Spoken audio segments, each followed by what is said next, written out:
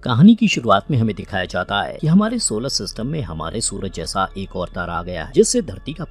पूरा वातावरण खराब हो चुका है। पेड़ पौधे सूख चुके हैं और जीवन खत्म ही हो चुका है। सिर्फ कुछ प्रजातियां ही बची हैं जो अभी भी जीवित हैं। हमारे सौर मंडल में दो सूरज होने की वजह से धरती की सतह अब रहने लायक नहीं बची, क्योंकि तापमान बहुत ज्यादा बढ़ गया है। इसलिए बची खुची मानव जाति के अस्तित्व को बचाने के लिए वैज्ञानिकों ने ये अनुमान लगाया कि ये दूसरा सूरज हमारे सौर मंडल से करीब 200 सालों के बाद बाहर चला जाएगा और तब सब कुछ पहले की तरह नॉर्मल हो जाएगा। इसलिए मानव जाति को बचाने के लिए कुछ साइंटिस्ट, आर्किटेक्ट्स और इंजीनियर्स ने बचे हुए इंसानों के साथ एक काफी ज्यादा गहरी अंडरग्राउंड सिटी बना ली है, जहाँ पर इंसान छिपकर सूरज की भयानक गर्मी से बचकर सुरक्षित रह सकते हैं, जब तक कि दूसरा सूरज हमारे सौर मंडल से बाहर नहीं चला जाता और पृथ्वी दोबारा रहने लायक नहीं बन जाती। इस सिटी का नाम होता है सिटी ऑफ एम्बर। इस सिटी में रहने वाले लोगों को असली अर्थ के बारे में पता ना चले, इसलिए इन लोगों को एक मेटल बॉक्स पर 200 इयर्स का टाइमर सेट कर दिया जाता है, जिसके अंदर वापस अर्थ पर आने के लिए इंस्ट्रक्शंस वगैरह लिखे हुए थे, ताकि 200 साल से पहले एम्बर सिटी में रहने वाले कोई भी इंसान अर्थ पर वापस आने के बारे में सोच ना सके, ना ही उन्हें असली धरती के बारे में कोई भी नॉलेज हो। इस बॉक्स का टाइमर सेट करके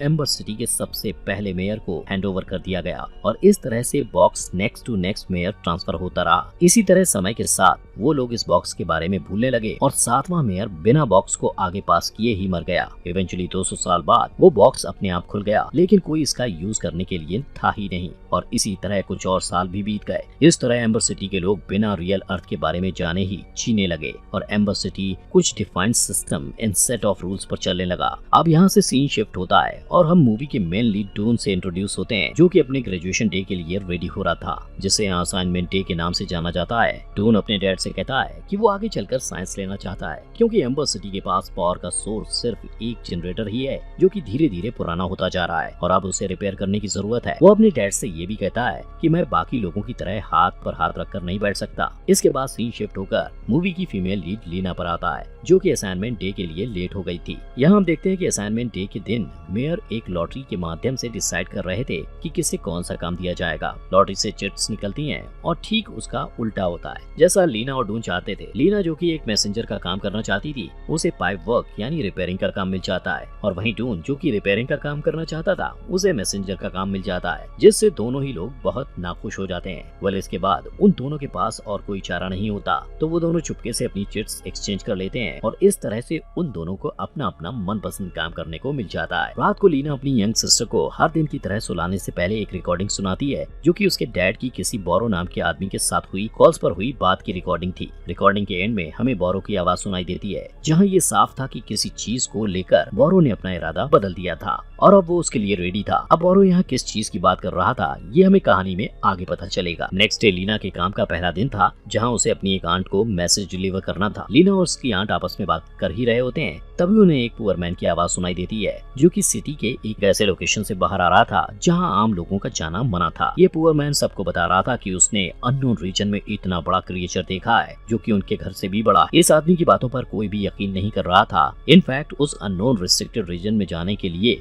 उसे पनिशमेंट के तौर पर ऑफिसर्स पकड़कर अपने साथ ले जाते हैं। अब यहाँ लीना नोटिस करती है कि उस आदमी ने अपने हाथ में एक बड़ी सी कांटे जैसी कोई चीज ले रखी थी, जो कि इस सब में उसके हाथ से गिर गई थी। लीना उस कांटे को उठाकर अपने पास रख लेती है। यहाँ अपने काम के पहले दिन डून अपने मेंटोर सुल से मिलता है, जो कि एक बहुत ही बूढ़ा आदमी है। एंड यहाँ सुल बताता है कि इस काम में कई लोगों की जान जा चुकी है। डरावनी बात तो ये है कि सिटी को पावर करने वाले जनरेटर को रिपेयर करना ऑलमोस्ट नामुमकिन है, क्योंकि ऐसा करने के लिए उनके पास रिसोर्सेज एंड न्यू पार्ट्स वगैरह हैं ही नहीं। इसलिए वो लोग किसी तरह मैनेज करके इस जनरेटर को मेंटेन रख रहे हैं। सुल इस टनल में कहीं भी अकेले जाने से साफ मना कर देता है, but since Dunn was adamant enough, इसलिए वो सुल से छुपाकर टनल का मैप उठा लेता है और टनल को एक्सप्लोर करने निकल जाता है। यहाँ टनल में डून को एक लॉक चैम्बर मिलता है, जो कि मैप में गायब था। साथ ही उसे यहाँ एक सीक्रेट रास्ता भी मिलता है, जिससे आगे जाने पर डून को एक पुली दिखाई देती है, जिसके थ्रू वो सिटी के स्टोर रूम में जा पहुंचता है, जहां सिटी का फूड सप्लाई वगैरह रखा रहा करता है। एंड शॉकिंगली ये रूम बिल्कुल खाली होने के कगार पर ही था,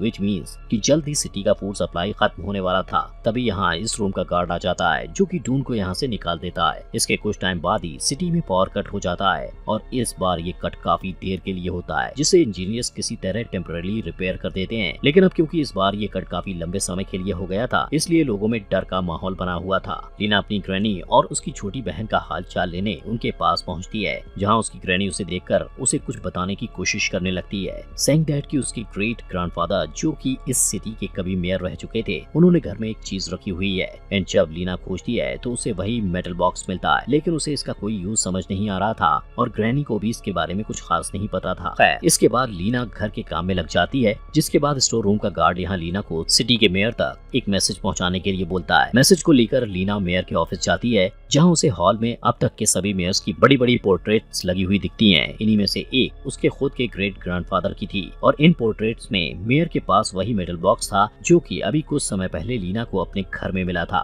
नेक्स्ट सीन में जब लीना मैसेज को लेकर मेयर के ऑफिस में खड़ी होती है, तब वो उनके ड्रॉअर में कई सारे टिन कैंस देखती है, जिसे मेयर छिपाने की कोशिश करने लगते हैं। इसके बाद जब लीना उस स्टोर रूम के गार्ड को बताने जाती है कि उसने मैसेज डिलीवर कर दिया है, तब वो देखती है कि गार्ड किसी आदमी से बात कर रहा था, जहां वो कह रहा था कि जल्द ही वो जाने वाला है। इससे पहले कि लीना को समझ पाती कि वो किस बारे में बात कर रहे हैं, गार्ड लीना को नोटिस कर लेता है और उसे अपने काम से काम रखने के लिए बोलता है। दूसरी तरफ हम डून को देखते हैं, जो कि लीना से मिला वो कांटा अपने डैड को दिखा रहा होता है, जहां डून एक ड्राइंग को देखकर श्योर हो जाता है कि ये किसी बीटल का हिस्सा है, लेकिन उसे ये समझ नहीं आ रहा था कि ये कांटा इतना बड़ा कैसे है। डून के डैड उसे इन सब चीजों में ना पड़ने के लिए कहते हैं। तीन शिफ्ट होकर लीना पर आता है, जो कि घर वापस आकर वही मेटल बॉक्स ओपन करती है, जहां उसे इसके अंदर से कुछ पेपर पीसेस मिलते हैं, जिन्हें अरेंज करने पर कुछ इंस्ट्रक्शंस सामने आ रहे थे। इस बीच हमें कुछ सीन्स में ये भी दिखाया जाता है कि सिटी की हालत दिन ब दिन और खराब होने लग गई थी। पावर कट्स और फ्रीक्वेंट हो गए थे, मेडिसिन की शॉर्टेज होने लगी थी एंड खाने की कमी भी हो गई थी। लीना फिर से उस मेटल बॉक्स को ओपन करती है और इस बार सभी पेपर पीसेस को मिलाकर उस मैसेज को पढ़ने की कोशिश करती है और इसे ले जाकर डून को दिखाती है, जो कि इसे देखते ही एक क्लू समझ जाता है और यहाँ से वो दोनों लाइब्रेरी की तरफ चल देते हैं, जहाँ एक सीक्रेट कंपार्टमेंट से उन्हें एक और बड़ी सी बुक मिलती है, जिसमें वो एग्जैक्ट सेम इंस्ट्रक्शंस लिखे हुए थे जैसे कि लीना को उस मेटल बॉक्स से मिले थे।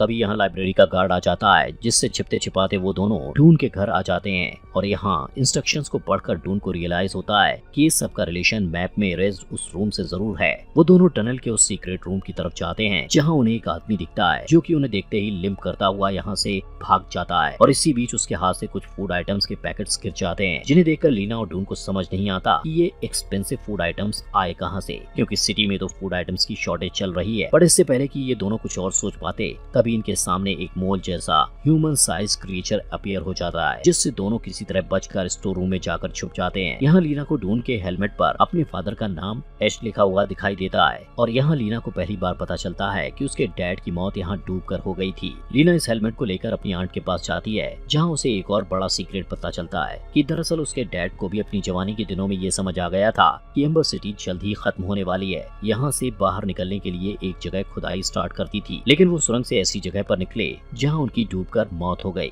जब लीना अपने घर वापस लौट रही थी, तब उसे रास्ते में अपनी फ्रेंड लिजी दिखाई देती है, जो कि कुछ एक्सपेंसिव फूड आइटम्स कैरी करके ले जा रही थी। लीना जब उससे पूछती है, तब लिजी रिवील कर देती है कि ये सब उसे स्टोर रूम के गार्ड ने दिया एंड कोइंसिडेंटली तभी यहाँ स्टोर रूम का गार्ड आ जाता है, जो कि लिम्प कर रहा था और उससे देखकर लीना समझ जाती है कि कल रात उन्होंने जिस आदमी को ऐसे लिम्प करते हुए देखा था वो ये ही था। इसके बाद नेक्स्ट सीन में लीना डून के साथ टनल के उसी रूम 351 में पहुंच जाती है, जहां उन दोनों को पता चलता है कि यहाँ मेयर ने अपने लिए सारे ऐशो आराम का सामान इकट्ठा कर रखा था और सिटी के लोगों को लिमिटेड सप्लाई पर मरने के लिए छोड़ दिया था और इसलिए लास्ट टाइम उसे मेयर के ड्रॉअर में खाने के कैंस दिखाई दिए थे। इसके बाद वो दोनों यहाँ से निकल जाते हैं और लीना के घर जाते हैं, जहाँ लीना जब अपनी यंगर सिस्टर को सुलाने के लिए अपने डैड की रिकॉर्डिंग प्ले करती है, तब डून नोटिस करता है कि उस रिकॉर्डिंग में जो बोरो नाम का व्यक्ति बोल रहा था, दरअसल वो कोई और नहीं उसके ही डैड की आवाज थी। और यहाँ हमें पता चलता है कि डून के डैड का पूरा नाम ही लॉरेंस पैरो हैरो है, विच मीन्स कि लीना के डैड के साथ साथ डून के डैड भी इस सिटी से बाहर जाने की खोज में शामिल थे।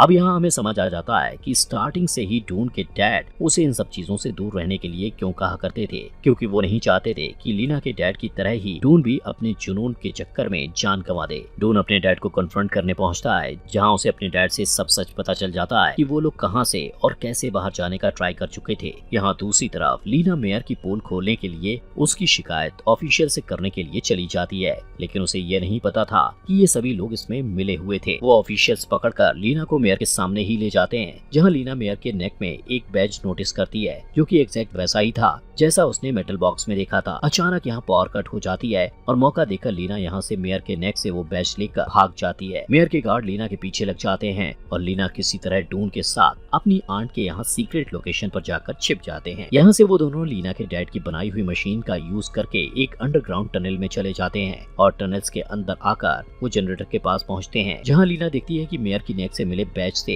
एक सिंबल मिल रहा है जो कि यहाँ के जनरेटर का सिंबल था, जिसका मतलब ये था कि बाहर जाने का क्लू जनरेटर के चैम्बर में कहीं छिपा है। लीना अपनी छोटी बहन को लेकर डून के साथ जनरेटर के चैम्बर के पास आ जाती है, जहाँ एक लास्ट क्लू के तौर पर वो अपने पेपर पीसेस को जमीन पर बने मैप से जोड़कर देखती है, जिससे उन्हें पता लगता है कि नेक्स्ट क्लू लॉकर्स के पीछे कहीं है। फिर क्या था, लॉकर्स के पीछे खोजने पर उन्हें कई सारी बोर्ड्स दिखाई देती हैं और एक ट्रिगर से अचानक ही एक सीक्रेट डोर ओपन हो जाता है, जिसके पीछे उन्हें एक पतली सी नदी दिखाई देती है, जहाँ एक एक करके बोर्ड्स एक एंड पर जाकर एक जायंट व्हील से टकरा रहे थे। ये सब देखकर डून समझ जाता है कि ये बोर्ड्स दरअसल समय आने पर सिटी के लोगों को एम्बर से बाहर ले जाने के लिए ही रखी गई थी, लेकिन यहाँ पानी का लेवल इतना कम था कि वो बोर्ड्स उस जायंट व्हील से ऊपर ही नहीं जा पा रही थी और टकराकर वहीं रुक जा रही थी। नेक्स्ट इंस्ट्रक्शन पढ़कर उन्हें एक कंट्रोल रूम के बारे में पता चलता है, जिसके डोर पर लगे लॉक को देखकर उन्हें समझ आता है कि वो दोनों बैचेस की इस लॉक को ओपन कर सकते हैं। रूम के अंदर जाने के बाद वो लोग देखते हैं कि ये पूरी सिटी का कंट्रोल रूम था। नेक्स्ट सेट ऑफ इंस्ट्रक्शंस को फॉलो करने पर वो लोग गियर्स को स्टार्ट कर देते हैं, जिससे वो जायंट व्हील मूव करने लगते हैं। इससे वाटर लेवल ऊपर होने लगता है, लेकिन तभी अचानक ही वो व्हील रुक जाते हैं। अब यहाँ होता ये है कि सडन सर्ज ऑफ एनर्जी की वजह से सिटी में सभी लैंप्स वगैरह फूटने लगते हैं और सिटी में पानी भरने लगता है, जिससे मेयर डर जाता है और भागकर फूड स्टोरेज रूम में जाकर छिप जाता है। बट यहाँ वो मोल मौजूद था एंड वी ऑल नो कि आगे उसके साथ क्या हुआ होगा। खैर, यहाँ सुल कंट्रोल रूम से डून और लीना की मदद की पुकार को सुन लेता है और व्हील के गियर को खुद रिपेयर करने में लग जाता है, जिससे फाइनली व्हील मूव करने लगते हैं और डून, लीना और उसकी सिस्टर यहाँ से एक बोट में बैठकर बाहर निकल जाते हैं। यहाँ से बाहर वो लोग एक बड़ी सी गुफा जैसी जगह पर आते हैं, जहाँ उन्हें बहुत ऊंचाई से रोशनी आती दिखाई देती है। वो दोनों ऊपर जाते हैं और तभी सवेरा होता है, जिससे वो प्रकृति की सुंदरता देखते हैं और उन्हें रियलाइज हो जाता है कि अर्थ अब वापस रहने लायक हो चुकी है। यहाँ उन्हें एक बग दिखाई देता है, जिसे फॉलो करते हुए वो दोनों एक खाई के पास पहुँचते हैं, जिससे नीचे एम्बर सिटी साफ नजर आ रही थी। वो लोग अपने मैसेज और वहाँ से बाहर आने के इंस्ट्रक्शंस को एक स्टोन पीस से बांधकर नीचे फेंक देते हैं, जो कि कोइंसिडेंटली डून के डैड को मिलता है, जो उसे देखकर समझ जाते हैं कि लीना और डून ने एग्जिट ढूंढ निकाला है। और इसी के साथ ये अमेजिंग मूवी खत्म हो जाती है।